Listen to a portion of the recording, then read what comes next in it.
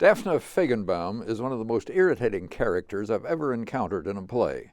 At the New Jewish Theater's production of Bad Jews, she's played by one of the most charming people I know, M. Pirro. I suppose Ms. Pirro can be irritating at times, but I saw nothing of her on that stage. That's an indication of the level of the acting that's going on under Sidney Grossberg-Ronge's direction in playwright Joshua Harmon's piece. The play has only 4 characters. Pete Winfrey and Antonio Rodriguez play brothers, Jonah and Liam Haber, cousins of Daphne. Taylor Stewart plays Melody, Liam's very blonde, very non-Jewish girlfriend. The 4 blaze through 90 enthralling minutes on the New Jewish stage. Each represents a different point on the compass of orientation to being Jewish. Daphne, a Vassar student, is almost obsessively Jewish. She plans to marry her Israeli boyfriend and study Torah with this great vegan female rabbi. She won't shut up about it. Liam is a little older, working on a PhD in Japanese youth culture. He's an atheist.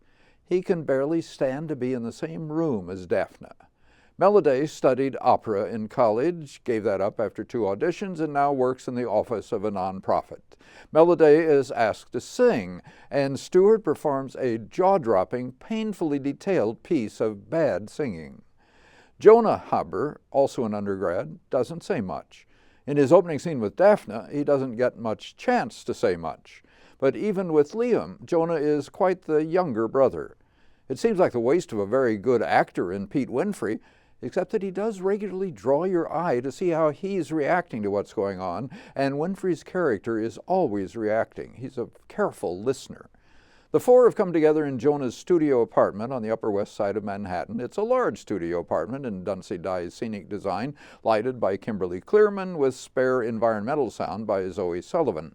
The apartment has a large fold-out couch and a couple of mattresses spread out on the floor where the 4 will spend the night, assuming they make it through the night. They've gathered on the evening of the funeral of their beloved grandfather. Liam and Melody flew in from Aspen too late for the funeral, a fact Daphne employs in arguments with Liam as an indication of his failure both as a Jew and as a grandson.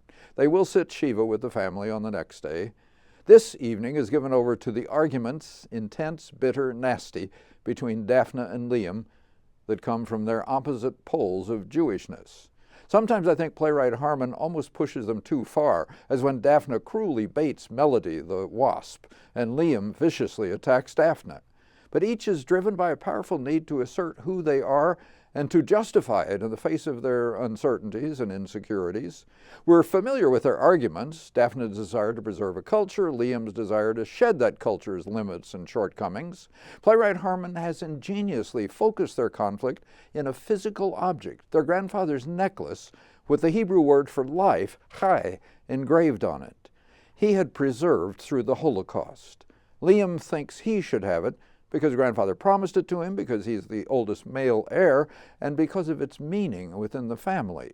Daphne thinks she should have it because she is a good Jew and her cousin is a bad Jew. It leads to a bitter, even violent confrontation. Much of Bad Jews is funny, some because of the folkways of these millennials whose language Harmon catches well, whom Michelle Friedman Seiler dresses appropriately, and whose accessories properties designer Kyra Bishop provides. It's funny, but I wouldn't call Bad Jews a comedy.